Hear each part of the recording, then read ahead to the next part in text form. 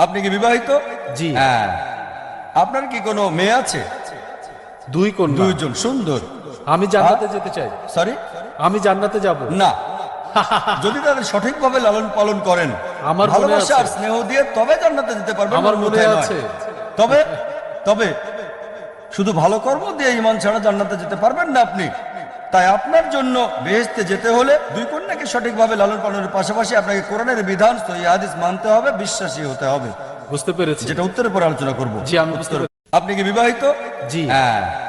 আপনার কি কোনো মেয়ে আছে? দুই কন্যা। দুইজন। সুন্দর। আমি জান্নাতে যেতে চাই। সরি, আমি জান্নাতে যাব। না। যদি তাদের সঠিকভাবে লালন পালন করেন, আমার মনে ভালোবাসা আছে। আর স্নেহ দিয়ে, তবে জান্নাতে যেতে পারবেন। আমার মনে অন্যথায় নয়। আছে। তবে তবে শুধু ভালো কর্ম দিয়ে ঈমান ছাড়া জান্নাতে যেতে পারবেন না আপনি। তাই আপনার জন্য বেহেশতে যেতে হলে দুই কন্যাকে সঠিকভাবে লালন পালনের পাশাপাশি